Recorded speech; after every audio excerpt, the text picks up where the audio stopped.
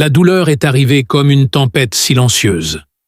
Pas une douleur ordinaire, pas celle qui disparaît après quelques heures de repos. Non, une douleur profonde, brûlante, implacable, celle qui s'installe dans le corps comme une ombre qui refuse de partir. Et ce jour-là, dans une chambre d'hôpital à Paris, les médecins ont prononcé des mots que personne n'était prêt à entendre. Enrico Macias était atteint d'un cancer à un stade avancé. Le chanteur dont la voix avait traversé les continents, celui qui avait fait danser des générations entières avec ses chansons baignées de soleil et de nostalgie, se retrouvait soudain face à un silence étrange. Un silence plus lourd que toutes les foules qu'il avait connues. La pièce était calme, trop calme. Le bip régulier d'un moniteur cardiaque résonnait dans l'air comme une horloge qui comptait chaque seconde. Les rideaux légèrement entr'ouverts laissaient passer une lumière pâle d'hiver. Et au centre de cette scène fragile, allongé sur le lit d'hôpital, se trouvait Enrico Macias. Son visage, autrefois illuminé par les projecteurs des plus grandes salles du monde, semblait marqué par la fatigue. Ses yeux restaient ouverts, mais il ne regardait plus la scène. Il semblait chercher quelque chose de plus lointain. Peut-être un souvenir, peut-être une époque où tout paraissait encore possible, car le cancer n'était pas seulement une maladie. C'était une bataille silencieuse qui rongeait son corps jour après jour. Les médecins parlaient à voix basse dans le couloir. Les mots « traitement »,« stade avancé »,« complications » circulaient comme des ombres. Mais à l'intérieur de la chambre, quelqu'un refusait encore d'accepter cette réalité. Assise près du lit, les mains tremblantes serrées l'une contre l'autre, Josia Macias regardait son père. Depuis son enfance, elle avait toujours vu Enrico Macias comme une montagne. Un homme indestructible. Une voix capable de remplir les théâtres de Paris, d'Alger, de Montréal. Un père qui chantait même dans la cuisine, tard le soir, en préparant un thé à la menthe. Et pourtant, ce jour-là, la montagne semblait vaciller. Elle se souvenait encore du moment précis où le téléphone avait sonné. C'était un appel court, trop court. Les résultats sont revenus. Une pause, puis le mot que personne ne veut entendre, « cancer ». Depuis ce moment, le monde de Josia s'était fissuré. Elle regardait maintenant son père respirer lentement, chaque souffle semblant demander un effort immense. Les tubes médicaux, les perfusions, l'odeur antiseptique de l'hôpital, tout cela formait un décor qui semblait irréel. Comment un homme qui avait chanté la vie avec autant de passion pouvait-il se retrouver prisonnier d'un lit d'hôpital? La question tournait dans son esprit sans trouver de réponse. Enrico Macias bougea légèrement la main, un geste presque imperceptible. Mais Josia le remarqua immédiatement. Elle se pencha vers lui, ses yeux brillants de larmes qu'elle essayait de retenir. « Papa !» Sa voix tremblait. Pendant quelques secondes, Enrico Macias resta silencieux. Puis, ses lèvres esquissèrent un sourire fragile.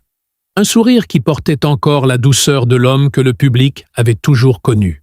Mais ce sourire cachait aussi la fatigue d'un combat intérieur, car le cancer ne laissait aucun répit. Les nuits étaient devenues longues, très longues. Parfois, au milieu de la nuit, les infirmières entraient doucement dans la chambre pour vérifier les machines. Et Josia, qui refusait de quitter son père, restait assise dans le fauteuil près du lit, les yeux ouverts dans l'obscurité. Elle écoutait la respiration de son père, chaque souffle, chaque pause, chaque mouvement, comme si chaque seconde était devenue précieuse. Dans ces moments silencieux, les souvenirs revenaient. Les concerts, les applaudissements, les rires, les voyages, les chansons. Elle se rappelait surtout une image très précise. Son père sur scène, guitare à la main, chantant « Adieu mon pays » devant un public ému.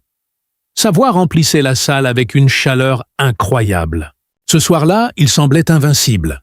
Et maintenant, la réalité était différente. Le cancer avançait lentement, comme une ombre qui s'étend. Les médecins faisaient tout leur possible. Les traitements se succédaient. Les consultations devenaient plus fréquentes. Les discussions dans les couloirs prenaient un ton de plus en plus grave. Mais Josia refusait d'abandonner l'espoir.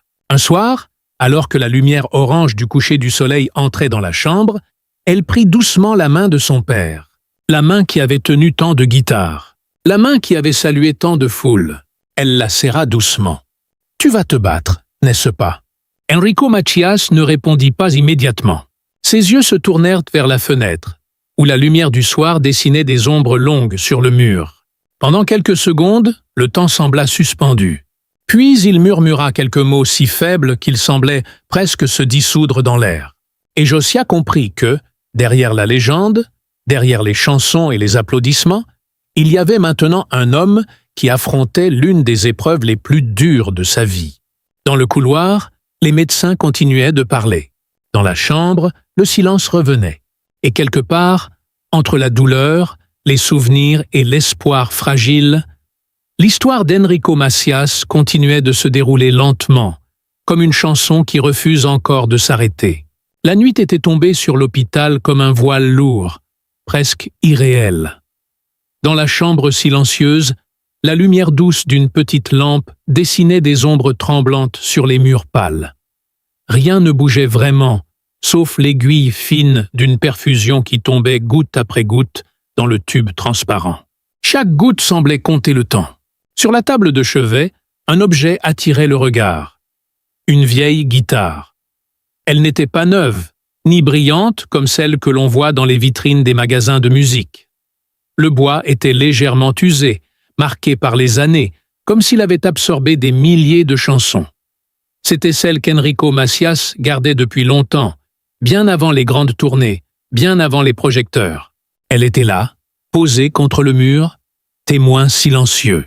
Dans le lit, Enrico Macias respirait lentement. Ses épaules se soulevaient à peine sous la couverture blanche.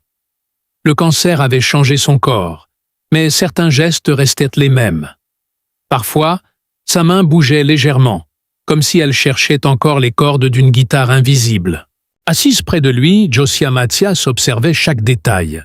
Le moindre mouvement, le moindre souffle. Elle remarquait des choses que personne d'autre n'aurait vues.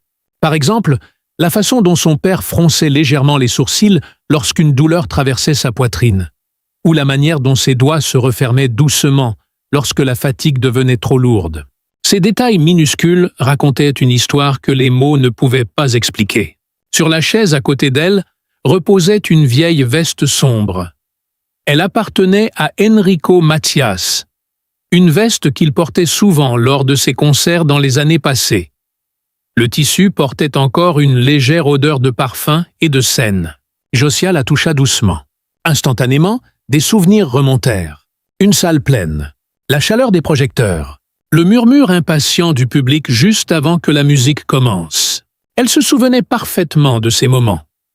Elle était parfois dans les coulisses, encore jeune, regardant son père marcher vers la scène avec ce calme mystérieux qui appartenait aux artistes.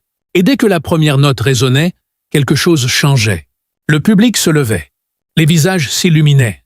Les chansons devenaient des ponts entre des milliers de personnes. Maintenant, pourtant, la scène avait changé. Le décor n'était plus un théâtre. C'était une chambre d'hôpital. La guitare restait silencieuse. Les applaudissements avaient disparu. Mais l'homme était toujours là. Dans un coin de la chambre, une petite radio reposait sur une étagère. Une infirmière l'avait apportée quelques jours plus tôt, pensant que la musique pourrait apporter un peu de réconfort. Parfois, très tard dans la nuit, Josiah l'allumait doucement. Une chanson ancienne passait alors, et quelque chose d'étrange se produisait. Même dans son sommeil fragile, Enrico Macias semblait reconnaître la musique. Ses doigts bougeaient légèrement, comme s'ils suivaient encore le rythme. Une fois, très tard, une de ses propres chansons passa à la radio. La pièce resta immobile. Josiah observa le visage de son père. Pendant un instant très bref, un sourire presque imperceptible apparut, comme un souvenir qui revenait doucement. Elle sentit sa gorge se serrer, car ce sourire racontait tout ce que les mots ne pouvaient pas dire. Les années de musique, les voyages, les rencontres, les foules immenses qui avaient chanté avec lui. Mais il racontait aussi quelque chose de plus intime. Un homme, un père, un artiste qui portait en lui toute une vie de souvenirs. Les médecins entraient parfois dans la chambre pour vérifier les machines. Ils parlaient à voix basse, respectant ce silence fragile qui remplissait l'espace. L'un d'eux ajusta un appareil, un autre regarda les écrans. Puis ils sortirent doucement, et le silence revenait. Josiah se leva lentement. Elle marcha vers la fenêtre. Dehors, Paris continuait de vivre. Les voitures passaient. Les lumières des immeubles brillaient dans la nuit. La ville ne savait rien de ce combat silencieux qui se déroulait dans cette chambre. Elle revint vers le lit. Son père avait légèrement tourné la tête. Ses yeux étaient ouverts. Pas complètement, mais assez pour regarder autour de lui. Leurs regards se croisèrent. Dans ce regard, il y avait quelque chose de difficile à expliquer. Pas seulement de la douleur, pas seulement de la fatigue. Il y avait aussi une étrange douceur, comme celle que l'on voit chez quelqu'un qui regarde une longue route derrière lui. Josiah prit doucement sa main. La peau était plus froide qu'avant. Mais le contact était réel. Elle resta là, longtemps, sans parler. Car parfois, les mots deviennent inutiles. Et dans cette chambre éclairée par une petite lampe, entourée de souvenirs invisibles et de silences lourds de sens, chaque détail, la guitare contre le mur, la radio oubliée, la veste posée sur la chaise, semblait murmurer l'histoire d'un homme dont la vie ne pouvait pas être résumée par une seule maladie. Une histoire faite de musique, de scènes, de voyages. Et maintenant, de ces instants suspendus où même le moindre mouvement devenait précieux. La nuit suivante sembla plus longue que toutes les autres. Il y avait dans l'air quelque chose d'étrange, presque imperceptible, comme si l'hôpital lui-même retenait son souffle. Les couloirs étaient calmes, éclairés par des lumières blanches qui ne s'éteignaient jamais vraiment. Parfois, on entendait le roulement discret d'un chariot médical, puis de nouveau le silence. Dans la chambre d'Enrico Mattia, la lampe était toujours allumée, pas très forte, juste assez pour éclairer le visage du chanteur. Sur le mur, les ombres se déplaçaient lentement chaque fois qu'une voiture passait dans la rue. Elles glissaient comme des fantômes silencieux le long du plafond. Josiah Macias n'avait presque pas dormi. Elle était restée assise près du lit, le regard fixé sur son père, comme si elle craignait de manquer quelque chose d'important, quelque chose qu'elle ne pouvait pas encore nommer, car depuis quelques heures, un détail la troublait. Enrico Macias semblait vouloir dire quelque chose. Plusieurs fois, ses lèvres avaient bougé légèrement, mais aucun mot n'était sorti, seulement un souffle, comme une phrase interrompue. Elle se pencha un peu plus près. « Papa ?» Sa voix était douce, presque un murmure. Les yeux d'Enrico Macias s'ouvrirent à moitié. Il n'était pas complètement perdu dans la fatigue. Non. Il y avait encore une lueur, fragile mais réelle, comme une flamme qui refuse de s'éteindre. Pendant quelques secondes, il fixa le plafond. Puis son regard glissa lentement vers la guitare posée contre le mur. Ce simple geste fit naître une étrange tension dans la pièce. Pourquoi la regardait-il ainsi? Josiah suivit son regard. La guitare n'avait pas bougé. Elle était toujours là, immobile, silencieuse. Mais dans cette chambre où chaque détail semblait chargé de sens, ce regard paraissait presque intentionnel, comme si un souvenir précis venait de surgir. Ou peut-être une pensée qu'il n'avait jamais racontée à personne. Le moniteur cardiaque continua de produire son rythme régulier. Bep, bep, bep. Mais pour Josiah, le temps semblait ralentir. Elle observa attentivement le visage de son père. Il fronça légèrement les sourcils, comme quelqu'un qui cherche un mot oublié.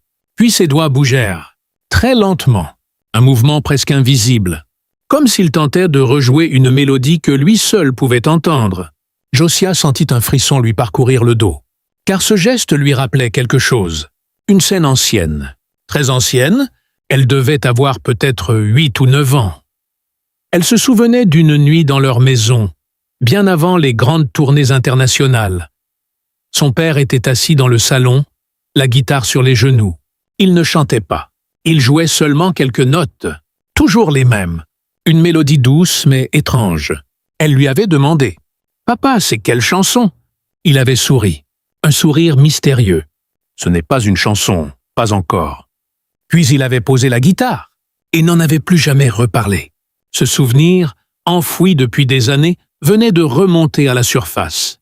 Et maintenant, Enrico Macias regardait cette guitare exactement de la même façon, comme s'il pensait à cette mélodie oubliée. Josiah se leva lentement. Elle prit la guitare contre le mur. Le bois était froid. Elle la posa délicatement sur le lit, près de son père. Pendant un instant, il sembla surpris. Ses doigts tremblants effleurèrent les cordes. Une note vibra très faiblement, presque inaudible. Mais cette note changea quelque chose dans l'atmosphère de la pièce. Comme si la chambre d'hôpital cessait d'être une chambre d'hôpital. Comme si, pendant quelques secondes, le temps reculait. Les années disparues revenaient. Les concerts, les voyages, les nuits passées à écrire des chansons. Mais Enrico Macias ne joua pas. Sa main resta suspendue au-dessus des cordes.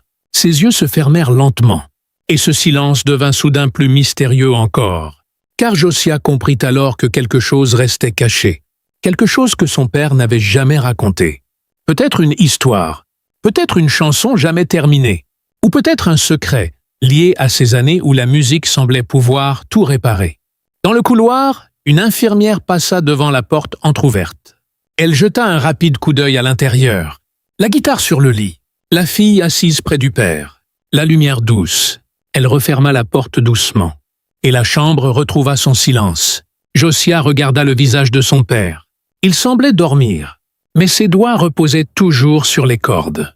Comme si, même dans le silence, une musique invisible continuait de jouer. Et dans cette pièce immobile, au cœur de la nuit parisienne, une question restait suspendue dans l'air. Quelle histoire Enrico Macias essayait-il encore de raconter? Sans trouver les mots pour l'aube arriva lentement, presque timidement. La lumière du matin pénétra dans la chambre par l'interstice des rideaux, dessinant une bande pâle sur le sol. Elle avançait doucement, centimètre par centimètre, comme si le jour lui-même hésitait à entrer. La nuit avait été longue, très longue. Dans le fauteuil près du lit, Josiah Macias s'était finalement assoupi pendant quelques minutes. Sa tête reposait contre le dossier, ses mains toujours posées sur les draps, comme si elle craignait de s'éloigner trop de son père. Dans la chambre, rien ne bougeait vraiment, seulement les machines. Le petit moniteur continuait son rythme régulier. Bip, bip, bip. Sur le lit, Enrico Macias restait immobile. La guitare reposait toujours près de lui, légèrement inclinée contre l'oreiller. Ses doigts n'étaient plus sur les cordes, mais ils étaient restés proches, comme si le geste avait été interrompu au milieu d'une pensée. Dehors, la ville se réveillait. On entendait au loin le bruit des premiers bus, les pas pressés de quelqu'un qui traversait le trottoir, le murmure d'un café qui ouvrait ses portes. Paris reprenait son rythme. Mais dans cette chambre, le temps semblait différent. Plus lent, presque suspendu. Josiah ouvrit les yeux. Pendant un instant, elle sembla oublier où elle était. Puis elle regarda le lit. Son père respirait toujours, lentement. Elle se redressa doucement et observa la pièce. La guitare, la radio, la vieille veste sur la chaise. Chaque objet semblait avoir pris une place particulière, comme si chacun portait une petite partie de l'histoire d'Enrico Macias. Elle se leva et marcha vers la fenêtre. Les immeubles gris de Paris s'illuminaient peu à peu sous la lumière du matin.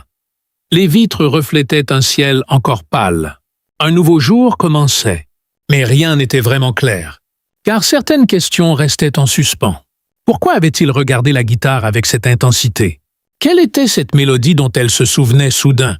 Pourquoi avait-il tenté de parler pendant la nuit, sans jamais terminer sa phrase? Josiah se tourna lentement vers le lit. Enrico Macias avait légèrement changé de position. Son visage était calme, fatigué, mais calme, comme celui d'un homme qui écoute quelque chose que les autres ne peuvent pas entendre. Elle s'approcha. La guitare glissa légèrement lorsqu'elle toucha le drap. Une corde vibra doucement, une note simple, très brève. Mais dans le silence de la chambre, cette note sembla rester suspendue dans l'air. Josiah ne bougea pas. Elle regarda les mains de son père.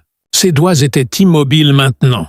Pourtant, quelque chose dans leur position donnait l'impression qu'ils allaient peut-être bouger à nouveau. Peut-être chercher une autre note.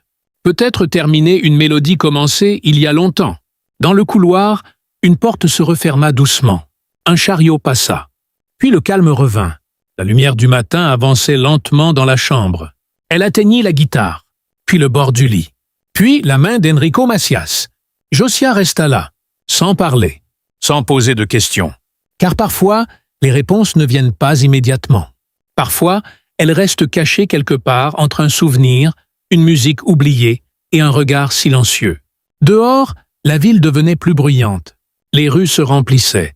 la vie continuait. Mais dans cette chambre calme, un homme, une guitare et une fille restaient immobiles dans la lumière du matin. Et quelque part, dans ce silence fragile, on aurait presque pu croire entendre les premières notes d'une chanson qui n'avait peut-être jamais été terminée.